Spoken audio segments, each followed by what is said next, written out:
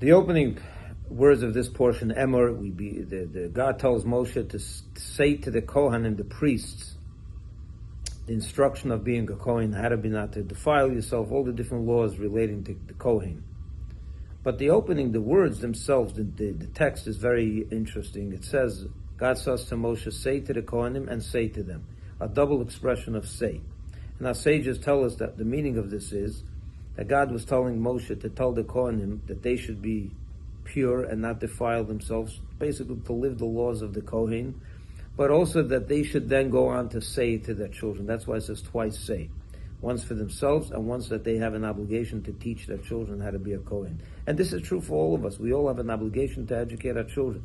And many people wonder, how do you educate children? How do you instill in the children values of menschlichkeit? What books should you tell them to read? What guidance could you give them? And while the Torah uses the word say, and certainly we have to engage in speaking to our children, spending time with them and teaching them, but it's much more than that.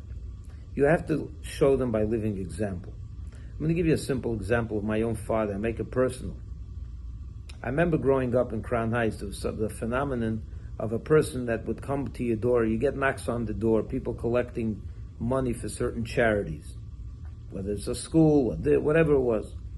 And you get these knocks on the door sometimes once a day, sometimes twice a day, sometimes even more than that. Sometimes you don't get them at all, but it's quite often. I remember growing up, my father would always make sure that we invited that person up to the house upstairs to the dining room table, we would sit them down.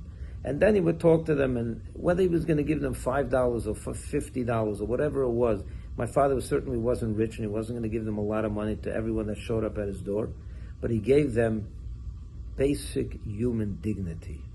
And I remember seeing this. And I would not blame my father if he would just send us down with a few dollars and wish the person well and that would be it. But he didn't do that.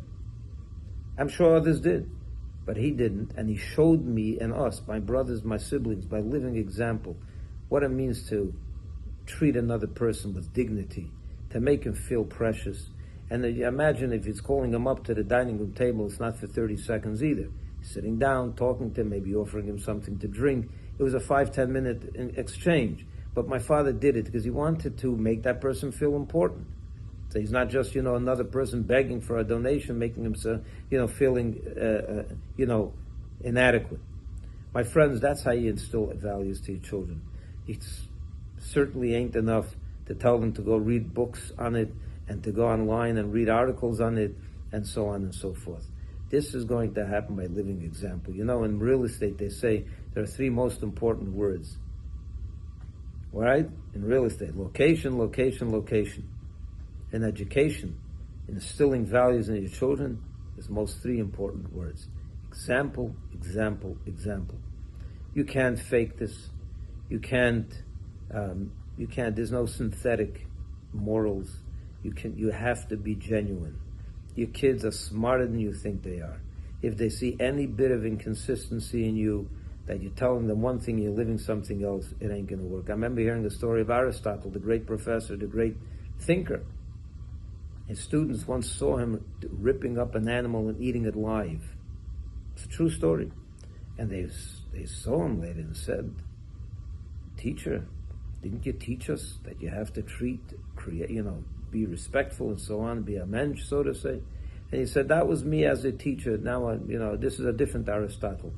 And obviously, that goes without saying that's an inconsistency, it's a hypocrisy that no child can ever respect. You can never instill values to children by just speaking. You have to speak, give sermons, but those sermons have to be backed up with living examples. All of you should have a lot of nachas from your children. And more v'yamar, to say and say again. Make sure your children understand what you're saying to them. And the best understanding, the best way to explain a concept is by living it. Shabbat Shalom.